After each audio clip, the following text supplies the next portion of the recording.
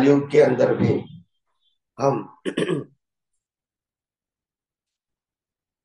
सनातन सत्य की बात सुन सकते हैं, समझ सकते हैं और उपयोग करके अनुभव भी कर सकते हैं। ये कलयुग में लोगों का जो सद्भाग्य होता है, ये इनका प्रमाण है। सामान्यतः कलयुग के अंदर सांप्रदायिक सत्य की ही बातें होती रहती है। हर धर्म, हर संप्रदाय अपनी ही बातें करते रहते हैं। कोई सनातन सत्य की बात नहीं करता है और सनातन सत्य की बात कोई व्यक्ति की हो नहीं सकती। आप चेयर में बैठिए।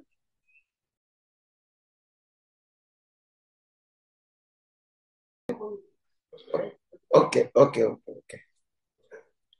तो हमारा सब्जेक्ट ये है कि आखिर सनातन शब्द तो हम सुनते हैं समाज में, धर्म में भी सुनते हैं, मगर सनातन सत्य क्या है पहले ये बताओ। सनातन सत्य का मतलब होता है कुदरत का कानून, कोई व्यक्ति का कानून नहीं। और कुदरत का कानून सभी जीवों को लागू होगा, कोई मानेगा या नहीं मानेगा, और सभी जीवों को इक्वल लागू होगा। ये कुदरत का कानून है और इसीलिए इंसान कोई भी कर्म करता है उसका फल कुदरत के कानून से मिलता है। इसलिए राम कृष्ण महावीर को भी अपने ही कर्मों की भुगतान करनी पड़ती है। यानी कुदरती कानून से कोई बाहर या ऊपर नहीं हो सकता। और सुबह मैंने बताया था सिंपल भाषा में कि कुदरत का कानून हमको क्यों समझना चाहिए। ये मैंने सुबह विस्तार से बताया था कि ये शरीर की डिजाइन कुदरत ने बनाई। इसलिए भारतवर्ष में, विश्व में मनुष्य एक ही डिजाइन के हैं, क्योंकि डिजाइन कुदरत की है, हमारे पास चॉइस नहीं है। फिर ये शरीर जो है, फिजिकल बॉडी, जो पंच महाभूत से बना है, पृथ्वी, जल, वायु, अग्नि, आकाश, ये पंच महाभूत भी किसका है?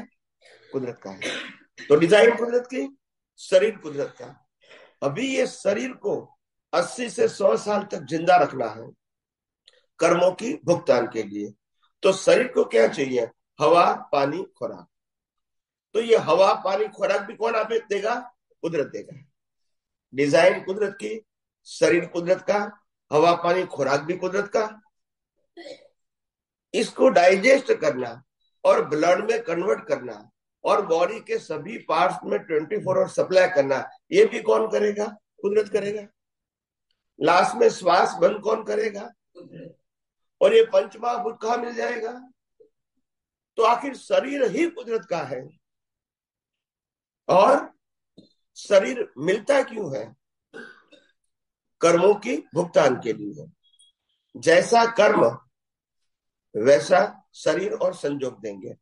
अगर मेरा मानवीय कर्म है तो मनुष्य योनि का बॉडी मिलेगा, मेरा पाशवी कर्म है तो पशु योनि का बॉडी मिलेगा, मेरा राक्षस कर्म है तो नरगति का बॉडी मिलेगा, और मेरा डिवाइन कर्म है तो देवलोक का बॉडी मिलेगा। मगर बॉडी कर्मों की भुगतान के लिए कुदरत देती है, चलाती भी कुदरत है।